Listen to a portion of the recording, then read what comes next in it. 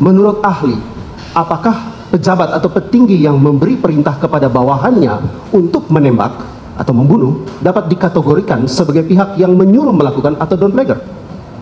Iya, kalau kita lihat dari kapasitas penyertaan tadi, beberapa bentuk ya dari penyertaan tadi, maka yang paling relevan adalah menyuruh lakukan, karena menyuruh itu berarti kan bisa berupa perintah atau instruksi yang dilaksanakan oleh orang yang sesungguhnya tidak bisa dimintakan pertanggungjawaban, baik itu karena pasal 44 atau 48 ada daya paksa, atau karena 51 KUHP.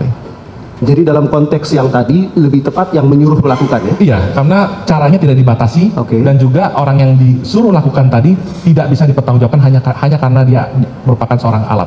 Baik, terima kasih. Lalu di mata hukum, saudara ahli, bagaimana kedudukan bawahan yang melakukan perintah atasannya untuk melakukan penembakan tersebut? Baik, jadi kalau kita lihat di pasal 51, yang dihapuskan adalah elemen melawan hukum dari pelaksanaan perintah jabatan yang dilakukan oleh si penerima perintah.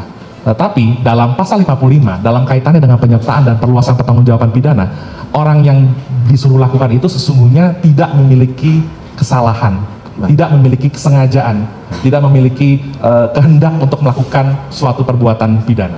Baik, terima kasih saudara ahli. Jika demikian, kalau si bawahan itu hanya sebagai alat, pertanyaan kami, apakah dia tidak dapat dituntut pertanggungjawaban pidana? Atau apakah ia dapat dibebaskan dari pertanggungjawaban pidana? Apakah ahli bisa menyampaikan asas atau dasar hukum terkait hal tersebut? Iya, karena yang disuruh ini tidak dapat dipertanggungjawabkan dan tidak ada kesalahan di dalamnya, maka mohon izin majelis menggunakan bahasa Latin, cui mandat ipse fecisse videtur. Siapa yang memerintah dianggap telah melakukannya sendiri.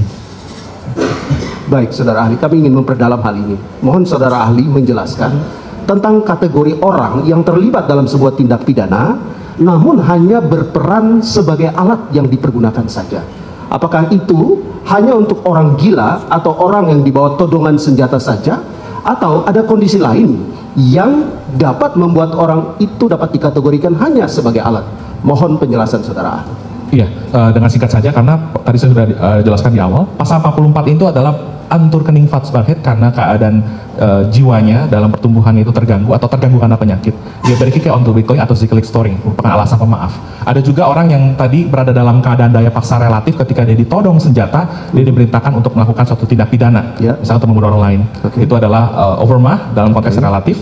Yang kemudian juga ada dalam konteks pasal 51 ketika dia diberikan perintah, sesungguhnya menurut Profesor Van Bevelen dalam buku Hukum Pidana 1 halaman 196, dia berada dalam keadaan terpaksa karena menghadapi konflik. Di satu sisi dia menghindari kewajiban untuk dipidana karena nggak boleh membunuh orang lain, di sisi lain dia juga ada ketaatan dan kepatuhan untuk melaksanakan perintah tersebut.